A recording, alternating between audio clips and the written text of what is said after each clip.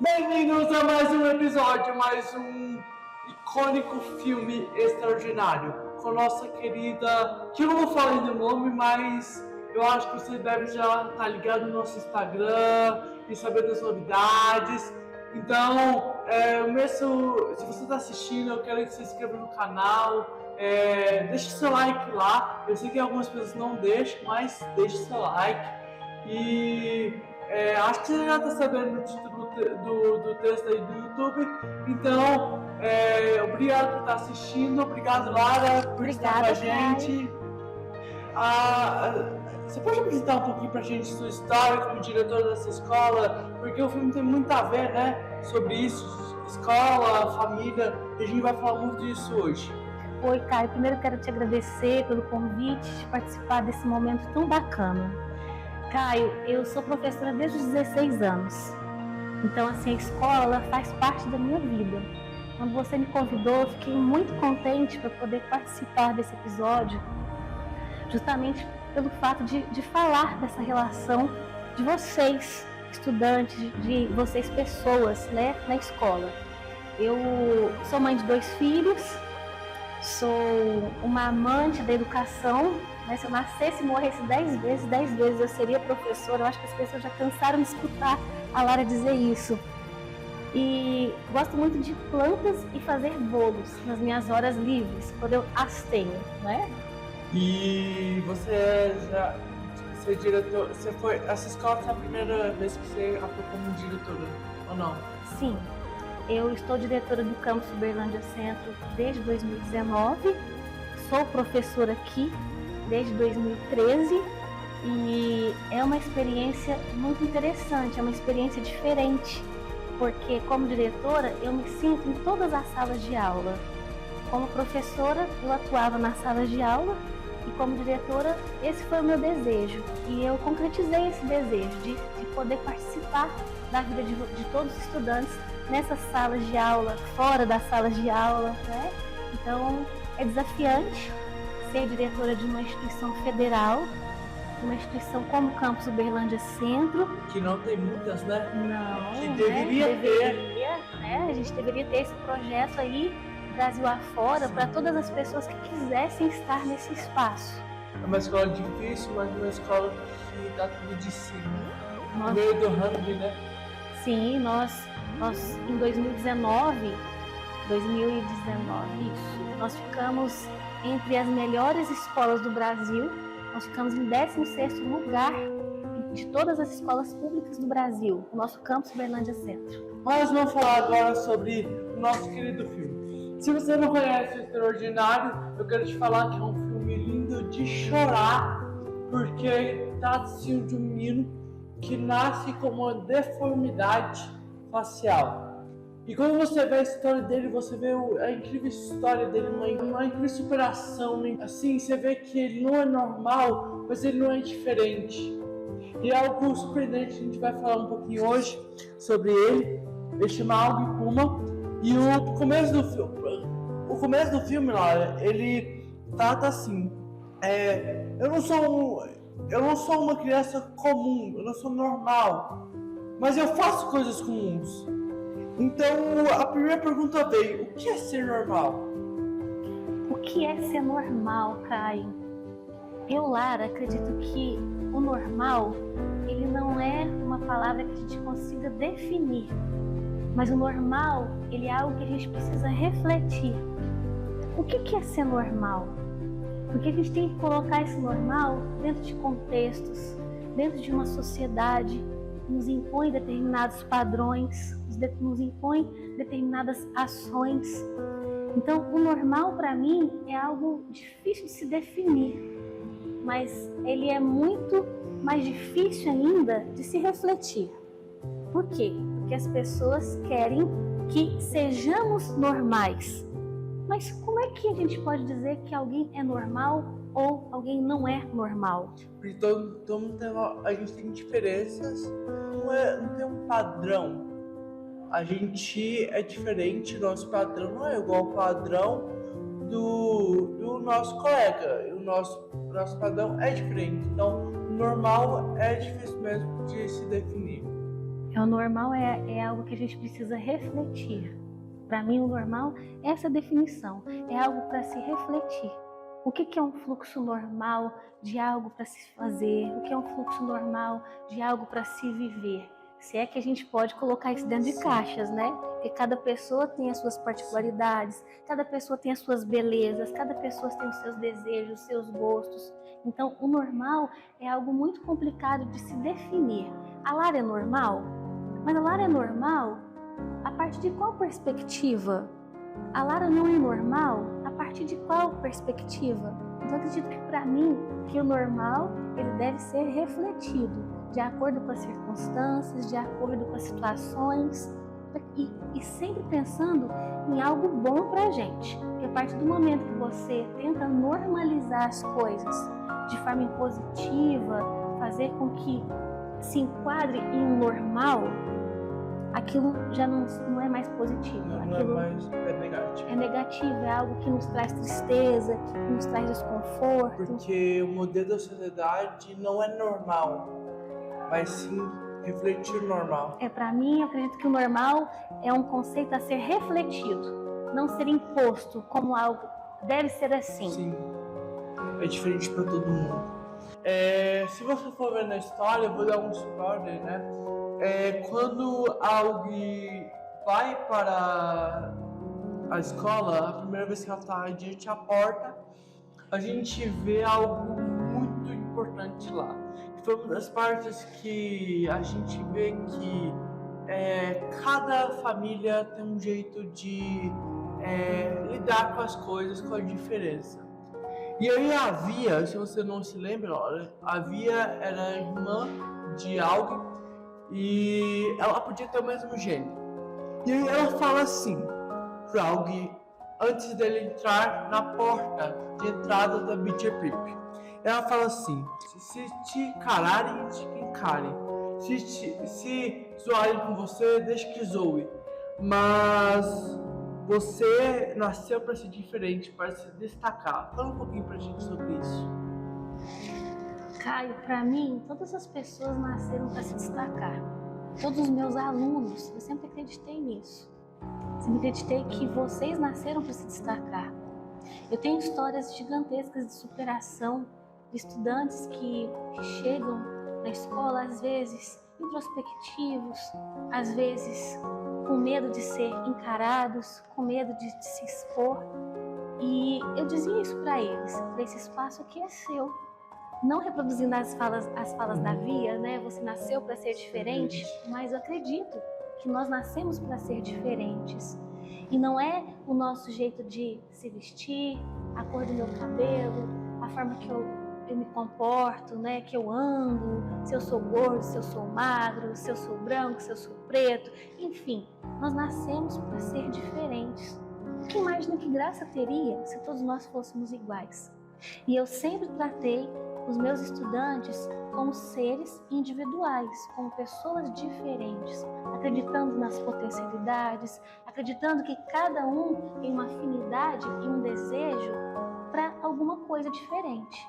Então, assim, como professora, eu tenho uma satisfação muito grande de dizer isso, que eu vejo as pessoas como diferentes. É fácil? Não, é difícil, porque a gente enfrenta muitas dificuldades em tratar com o diferente. Mas quando a gente se abre para isso, fica um pouquinho mais fácil.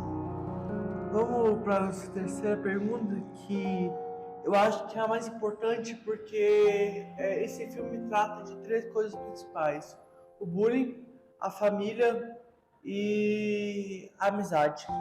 Só que nós vemos que esse filme ele trata tanto mais do bullying, porque quando o Julian ele é chamado para estar na escola, para receber o Aug, eu acho que ele falou: Aug? Quem é Aug? A mãe dele deve ter falado: Aug é uma pessoa com um problema um pouco grave e ele quer ter amigos. Só que pelo relato do filme a gente vê que a mãe estava indo mostrar, né, pro Zanfa que ela queria se destacar, né? Que ela queria ser uma boa mãe. Só que o Julian, com a família, né? Você acha que o Julian não conseguiu lidar com as diferenças do Aug e Puma? Caio, eu percebi sim, sabe, a dificuldade desse garoto em aceitar o diferente, aceitar a diferença. Eu vou falar um pouco mais para você sobre minha experiência como professora.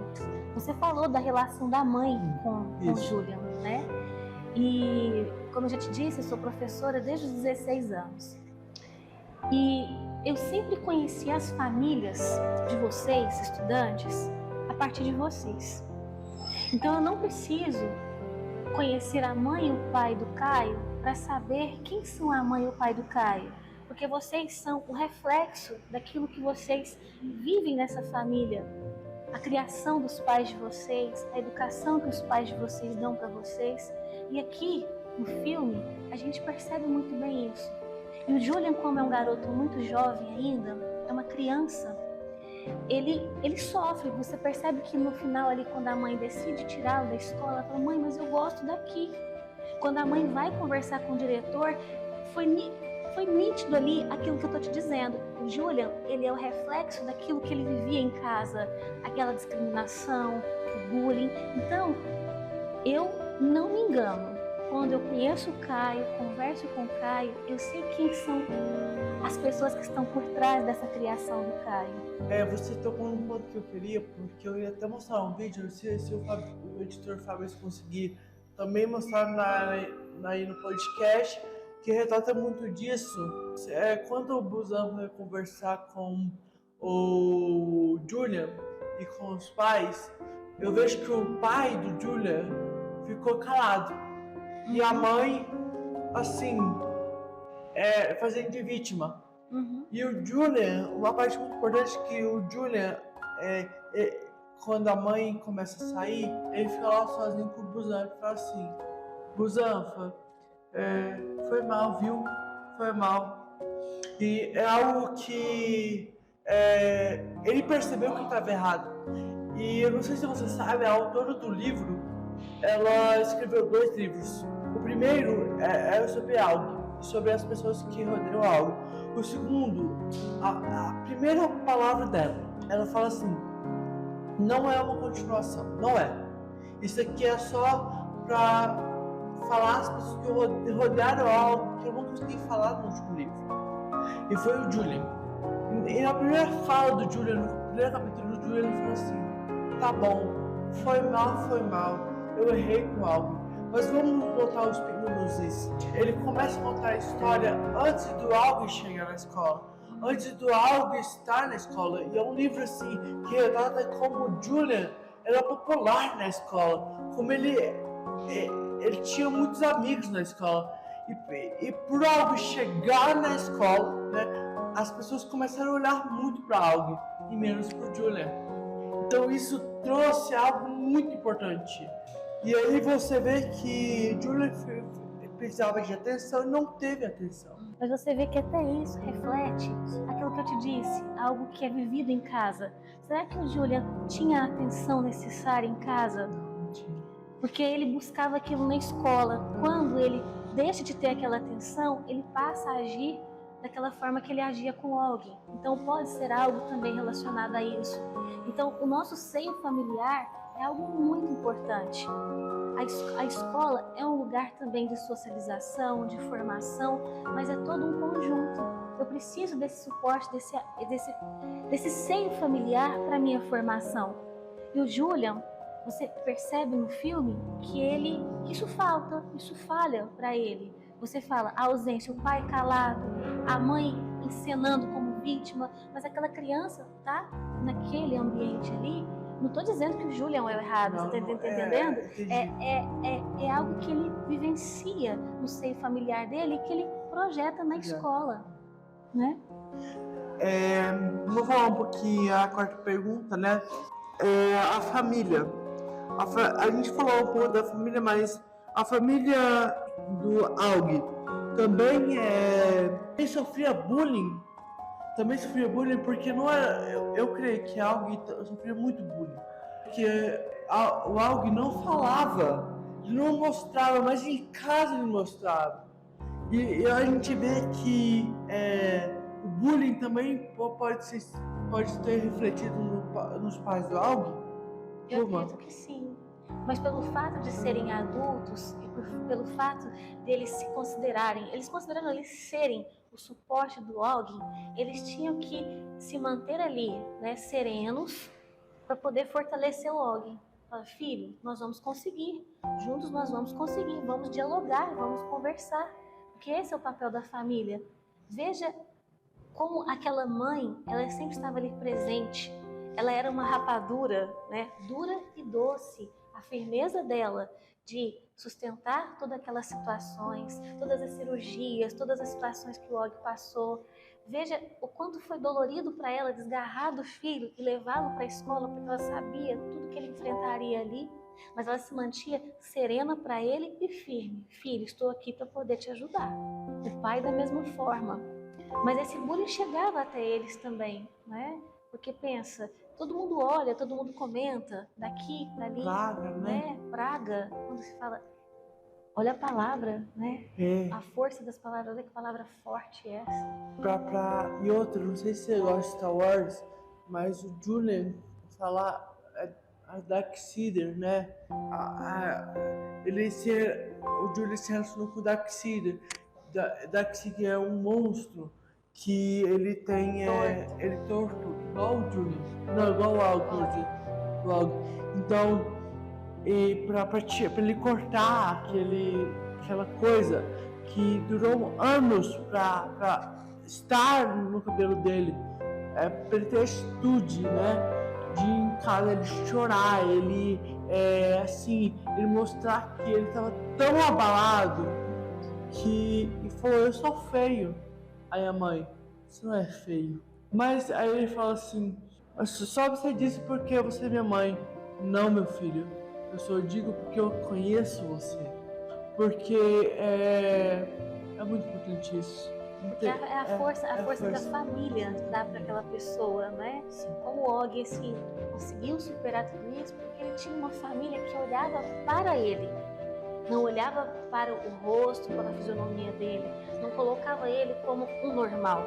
Veja só a questão do normal, não é? Então, assim, o que é normal naquele contexto ali? As pessoas com a fisionomia, sem traços, sem deformidades, mas a mãe olhava para ele como uma criança normal, uma criança inteligente, uma criança dedicada, uma criança educada. Veja que a gente retorna lá na questão do normal. Como o normal é algo difícil de se conceituar, mas é algo para a gente refletir. Vamos falar um pouquinho de uma pessoa que a gente ia deixar para o final, mas ela é muito importante no nosso contexto. A gente deixa o melhor amigo do Aug pro final. A gente vê que a Via, ela é uma pessoa que pediu um irmão aos 4 anos de idade, né? Aos 4 anos de idade, ela pediu no aniversário dela que ela queria um irmão. E ela fala que Aug é o Sol. E todos que rodeiam os planetas são ela, a mãe e o pai. A Via retrata bem, ela fala assim, eu nunca pedi para minha mãe que eu estudasse para uma prova. Eu nunca pedi para minha mãe que eu lesse um livro da escola. Então, a gente vê a solidão da Via e vamos pôr também uma depressão.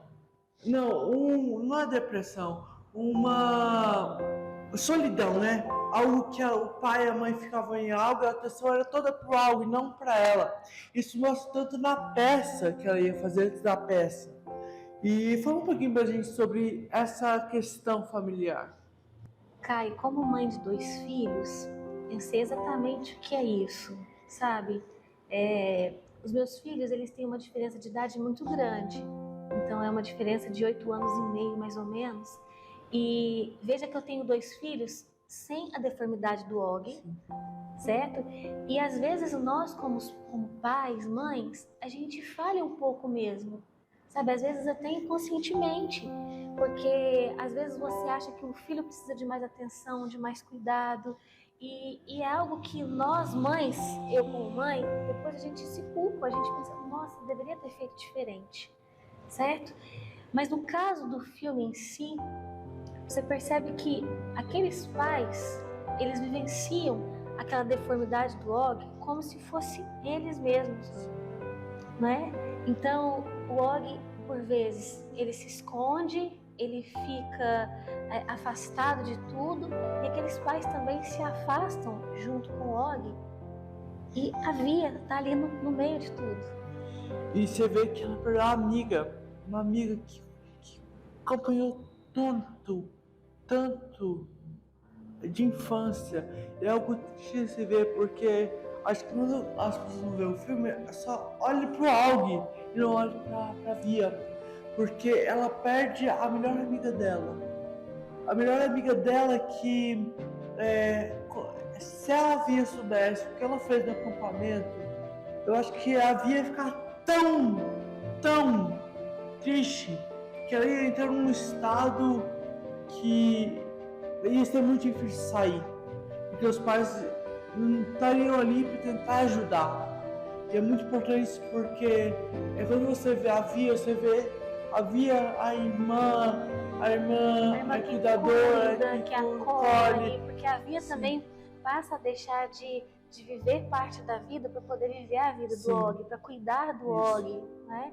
Então essa solidão dela é perceptível ali, porque ela abre mão dela, toda em função do Og também, assim como os pais.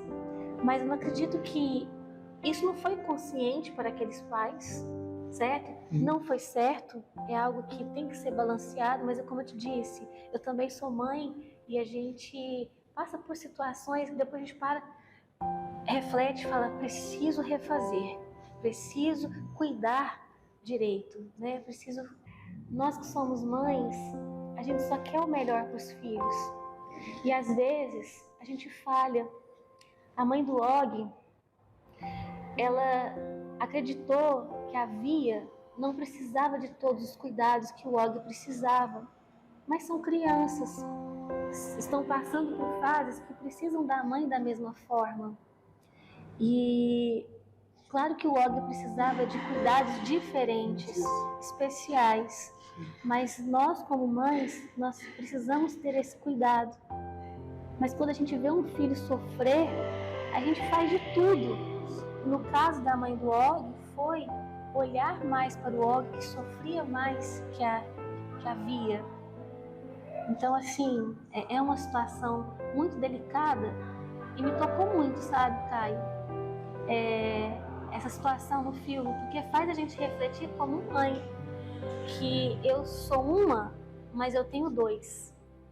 Eu preciso equilibrar a minha atenção, o meu cuidado para os dois. Então foi algo que me levou muito a refletir. Meus filhos já estão crescidos, tem um adolescente quase da sua idade, um já está entrando na fase adulta, mas precisa de mim da mesma forma e com a mesma intensidade. Eu sou privilegiada porque eles não têm nenhuma deformidade, nenhum problema sério de saúde como o Og, mas eles precisam de mim, da mãe, da mesma forma, né? Vamos para a nossa penúltima pergunta, e ela é muito importante porque o Jack e o Will, ele se tornou o primeiro amigo de Al. Só que é o seguinte, a gente vê que o filme, quando tá no Halloween, uma data importante para Al, e aí ele fala assim, ele tá diante de Julia e fala assim, ó, se eu tivesse secado algo, eu me mataria. E isso criou uma coisa muito ruim, algo. E aí a Summer, que a gente vai falar em outro momento, né? Então a gente vai falar outro momento sobre a Summer, de outros personagens. A Summer, ela fala, tem um momento que o Jack fala, Summer, o que tá acontecendo com o Al? Ele não fala mais comigo.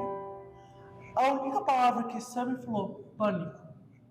Nisso aí, o Jack percebeu a sua falha. E você acha que essa falha, essa segunda chance, fala um pouquinho pra mim sobre essa segunda chance de amizade. Dessa amizade, se algo tinha que dar a segunda chance, se eles deviam ficar brigados para sempre, ou se eles poderiam estar juntos o tempo todo, mesmo com alguém aceitando esse erro que Jack teve. Cara, todo mundo merece uma segunda chance, não é? É claro que se a gente continuar persistindo no erro, aí nós temos que revisar aquilo que a gente está vivenciando. Mas acredito muito que nós merecemos uma segunda chance. E principalmente quando a gente reconhece e quer fazer diferente, essa segunda chance, ela precisa acontecer. Ela é necessária. A gente precisa dizer, olha, você errou, você falhou, mas eu estou aqui para poder te apoiar caso você queira mudar, caso você queira fazer diferente. Isso como professora também, eu tive várias situações em que eu tive que conceder segunda chance. E vou te dizer que eu nunca fui decepcionada.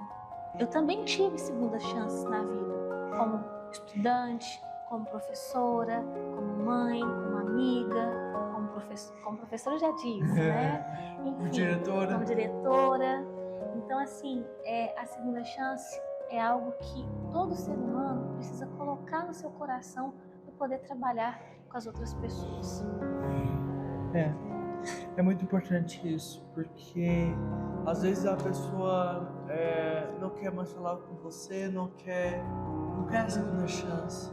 Ela não dá liberdade. Exatamente. Às vezes a pessoa não quer a segunda chance, né? Olha como é interessante refletir sobre isso. Eu te concedo a segunda chance, mas você não quer, você quer persistir, você quer ficar ali naquele lugar. Enfim. Vamos para o nosso de pergunta. E se você está sabendo, a gente vai gravar mais um podcast. Não perde. Vai ser muito gostoso. A gente já tem um participante, a gente vai ter 2 participantes. O primeiro já está confirmado, tá? O segundo a gente não sabe ainda, mas vem coisa por aí. Vamos continuar a outra pergunta, que é o final do filme. O final do filme é muito interessante. Porque é algo que depois da formatura, que é algo a formatura é algo importante para um aluno, não é? A formatura é algo que representa, não, eu consegui passar. E passar do 5º ano para agora para o 6º, e quando o Sr. Busan foi estar falando e chamou algo, antes de chamar algo, ele falou uma coisa importante. Obrigado, mãe. Porque foi um momento difícil, mas foi um momento extraordinário. Eu acho que você podia comentar pra gente que isso chocou em você, nessa parte, pra gente terminar. Caio, o extraordinário é aquilo que foge do comum, do corriqueiro, do dia a dia.